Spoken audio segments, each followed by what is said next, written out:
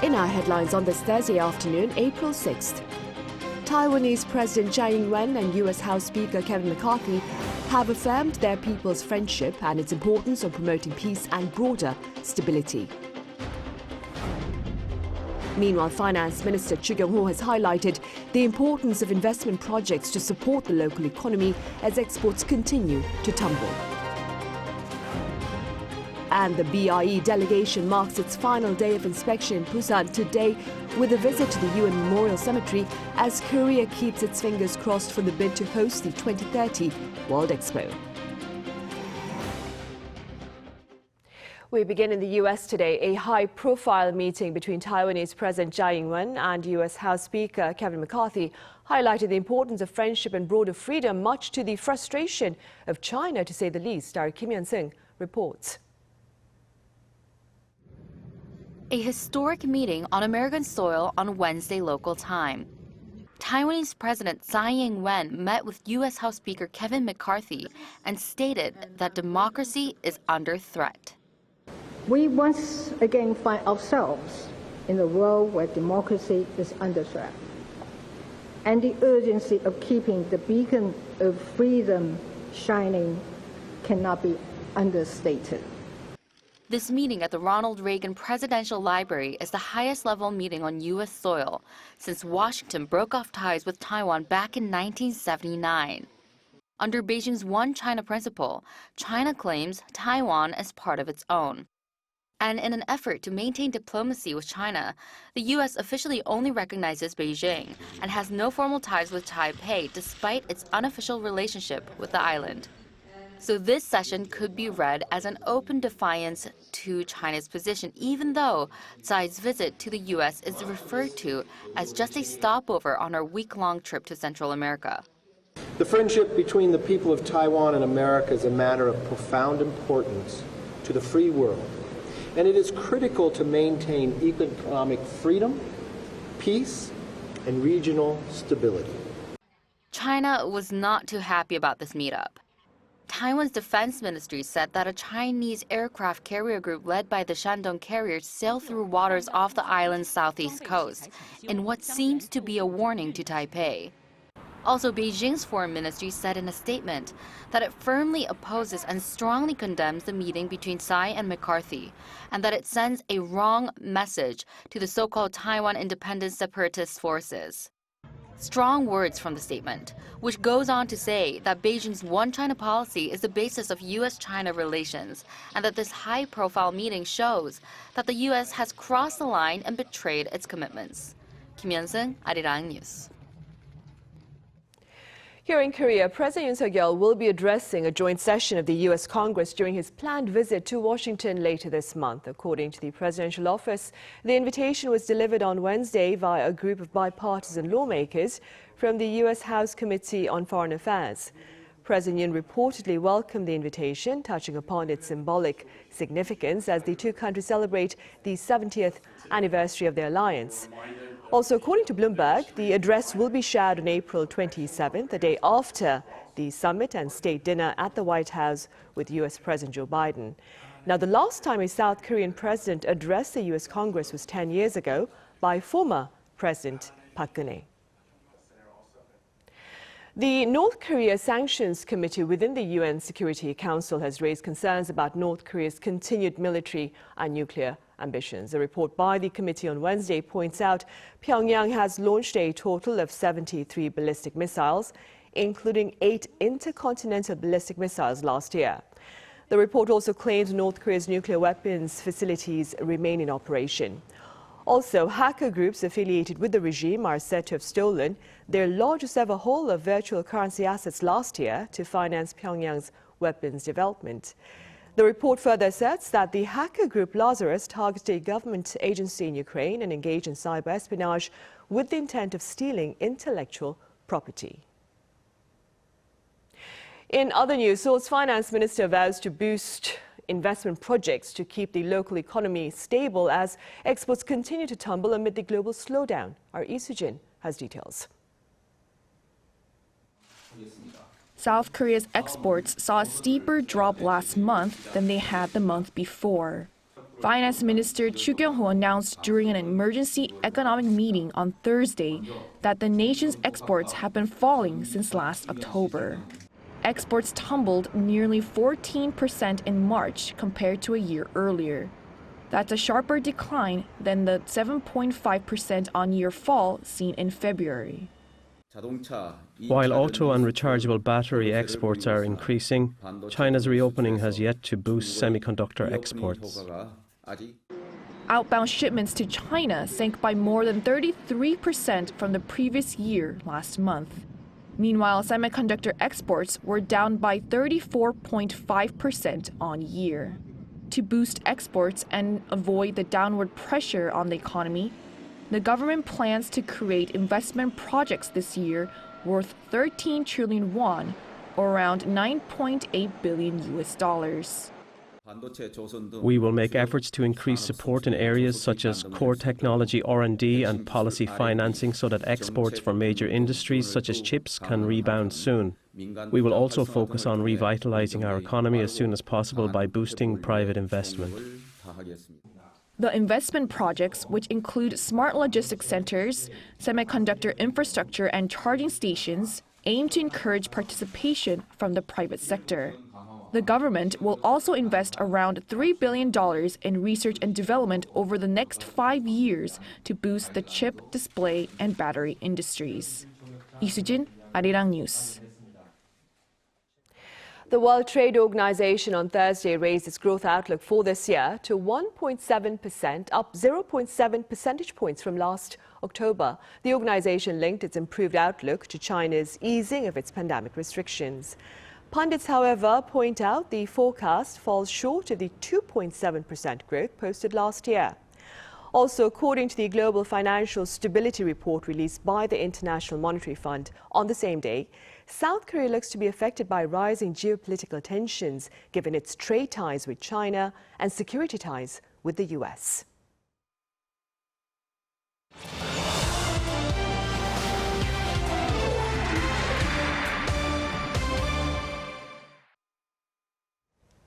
In Busan, the inspection team from the International Bureau of Expositions is marking its final day in the southern port city on this Thursday.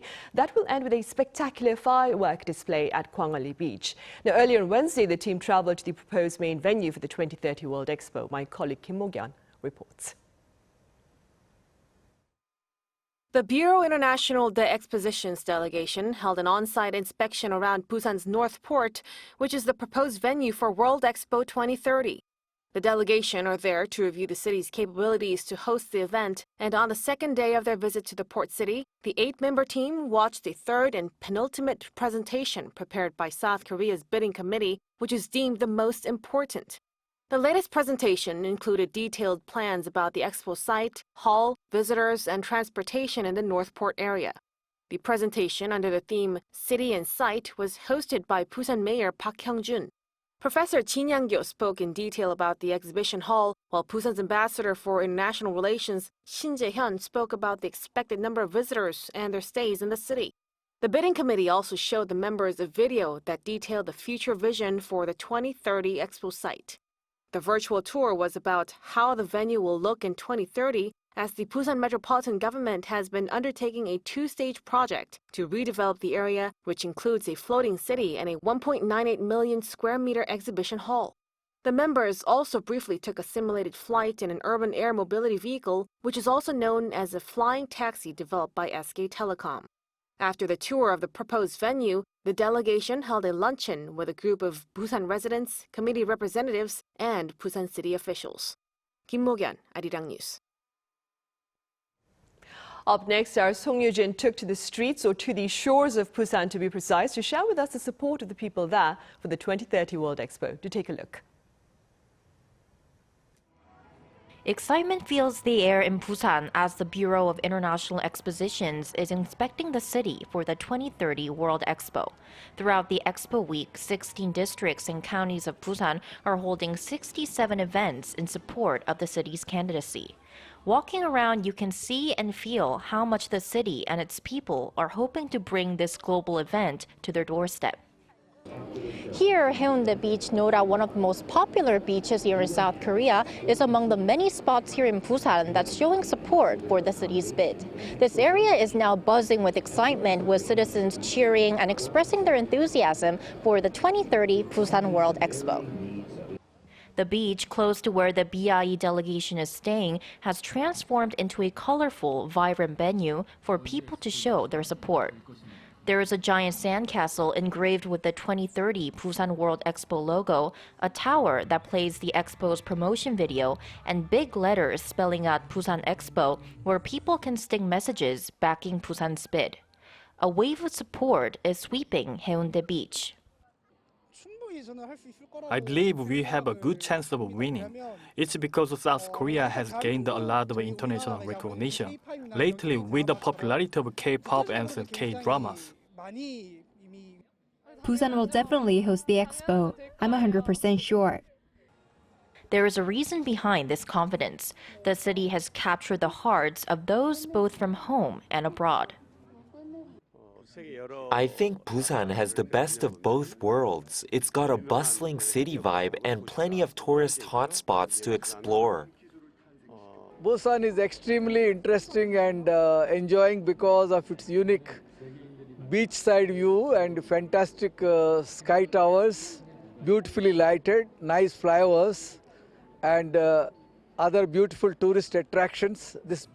Those in Busan are keeping their fingers crossed, hoping their energy and passion will prove that Busan is the one. Busan 화이팅! Busan 화이팅! 부산 화이팅! 부산 엑스포 유치해! 부산 화이팅! 송유진, 아리랑 뉴스, 부산.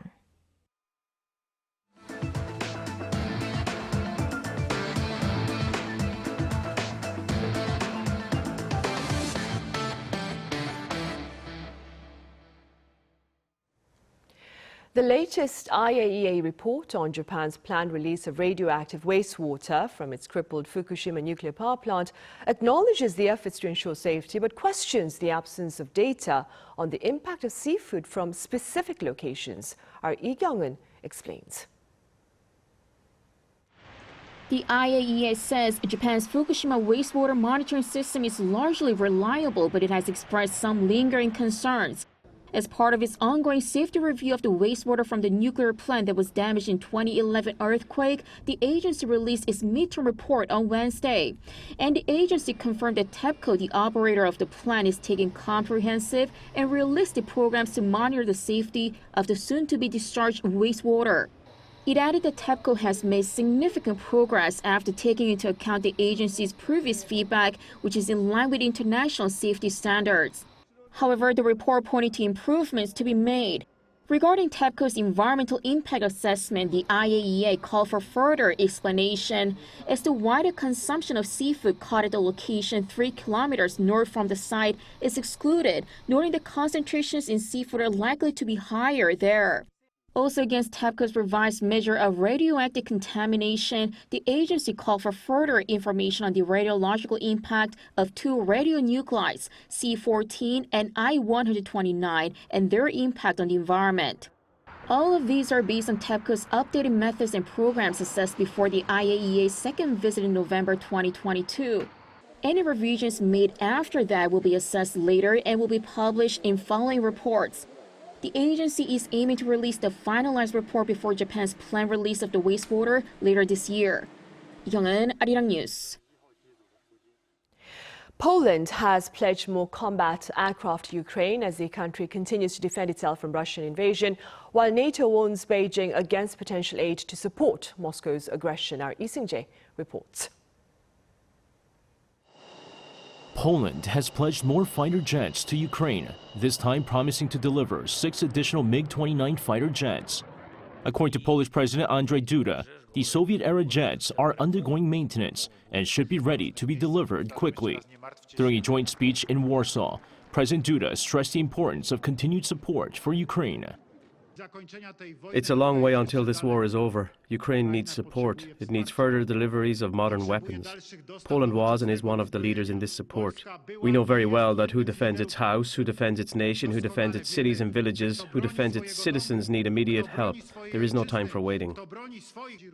Poland has been key in Ukraine's fight against Russia, being among the first countries to offer Ukraine tanks and other artillery and armaments. Meanwhile, speaking at NATO headquarters in Brussels, NATO Secretary General Jens Stoltenberg said Russia was becoming more and more dependent on China due to the crippling economic sanctions. However, he warned that any lethal weapons supplied by China to Russia would be a historic mistake with profound implications. China refuses to condemn Russia's aggression, it echoes Russian propaganda, and it props up Russia's economy. China and Russia are also stepping up their joint military activities in the Indo-Pacific region. Allies have been clear that any provision of lethal aid by China to Russia would be a historic mistake with profound implications. He also criticized Moscow's announcement that it would station tactical nuclear weapons in Belarus, noting that the joint statement issued by Vladimir Putin and Xi Jinping after their summit last month amounted to empty promises. However, Stoltenberg said that despite Russia's announcement saying it would deploy tactical nuclear weapons, Moscow has yet to make such a move, but stressed Russia's actions should be closely watched. Lee Seung-jae, Arirang News. Meanwhile, on global screens, Korean actress Kim Sun-young has claimed the Best Actress award at the 20th Asian Film Festival for her role in the movie Dream Palace. The announcement was made on Wednesday local time at the Cinema Farnese in Rome. Dream Palace shares the story of a woman who moves into a newly built apartment complex hoping for a fresh start, but becoming embroiled in a fresh, broader dispute. The judges reportedly heaped praise on Kim's commitment to carrying the movie on her shoulders. Separately, the festival has introduced 32 Asian films since the end of last month. Meanwhile, here in Seoul, the Hangang River Park is looking to become a must-visit site for K-pop fans and more. Our Choi Soo-young tells us why. If you were looking for a unique and meaningful tourist destination, be sure to visit the mini star forest at Hangang River Park. A visit will serve as a good opportunity to experience how the love K-pop fans have for their idols is helping nature and the environment. K-pop fans created the forest by donating and planting trees to celebrate their idols' birthdays, and each forest is named after a different K-pop group. The BTS Star Forest is especially popular among fans from all over the world.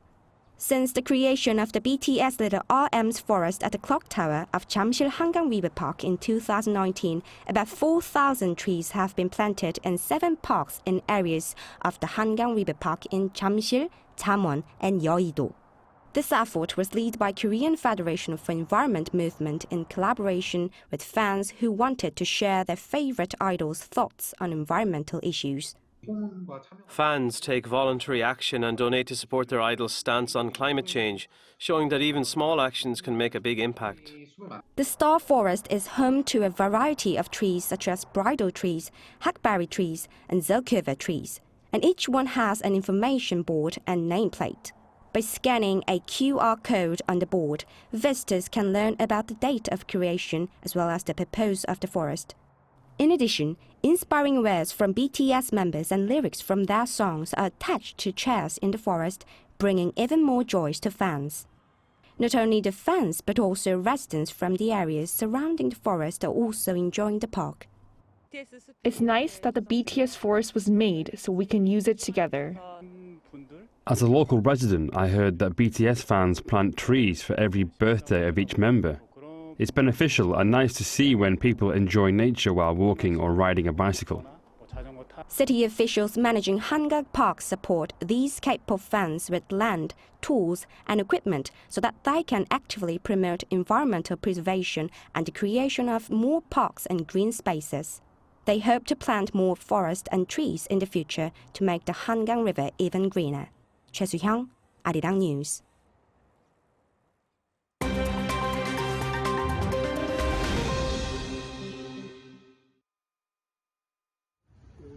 Let's take a look at what's going on in the world now.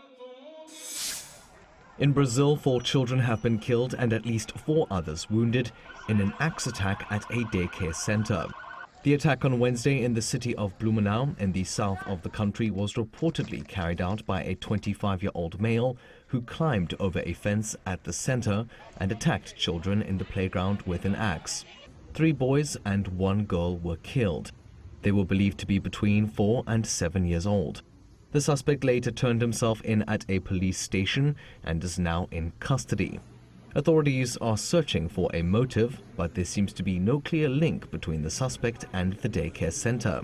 The attack on the daycare center is the second in 2 years for Brazil's Santa Catarina state.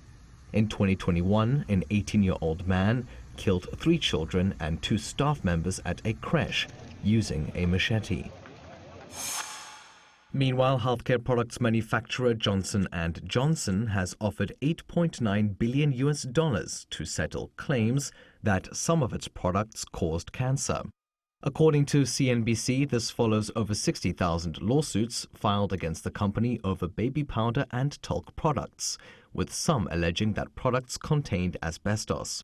The proposed settlement was announced in a securities filing on Tuesday, which marks a major step up from the health giant's previous $2 billion settlement proposal. The proposed settlement would be paid over the next 25 years through a subsidiary that has filed for bankruptcy. The subsidiary was first created in 2021 to help settle the lawsuits. But its filings for bankruptcy protection have been blocked by an appeals court. Turning over to the United Kingdom, where the title Queen Camilla has been used officially for the first time. Appearing in writing on the official invitation to the coronation of King Charles III, it marks a change from Queen Consort. Camilla had been named Queen Consort when her husband acceded to the throne after the death of Queen Elizabeth II. But there was speculation over whether Camilla would drop consort and adopt the Queen title only, amid divided public opinion over her place in the royal family. The coronation invitations were released by Buckingham Palace on Tuesday and were sent to 2,000 guests. The ceremony is set to take place on May 6th. And finally, a stray cat has gone viral after climbing onto the shoulder of an imam during prayers that were being broadcast live at a mosque in Algeria. Imam Walid Mesas got a surprise visitor while leading worshippers through the Taraweeh, a nightly prayer during the holy month of Ramadan. A stray cat decided to join, climbing onto him and licking his face. But without missing a beat, the imam continued, gently stroking the feline until it jumped off. Matthew Ashley, Arirang News.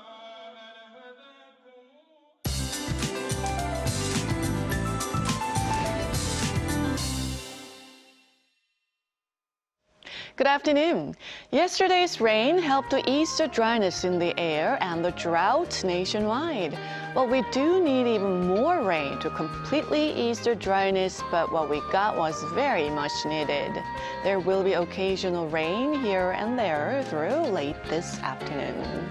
Now we are having cloudy and chilly conditions this afternoon, and it will only get cooler with an expected low of just 3 degrees Celsius on Saturday here in Seoul, with a chance of seeing frost and ice in some inland areas. Meanwhile, cold northwesterly winds not only bring chillier air but also dust to the country. Incheon and Chungcheong Namdo province will have bad dust levels all day. The rest of the western parts of the country will see poor air quality during the day today. Other than Gyeongsangdo provinces, the rest of the country is having much cooler highs that are 3 to 4 degrees lower than yesterday. Now sunny skies return tomorrow, then warms should try to make a comeback next week. That's Korea for you, and here's a look at the international weather conditions.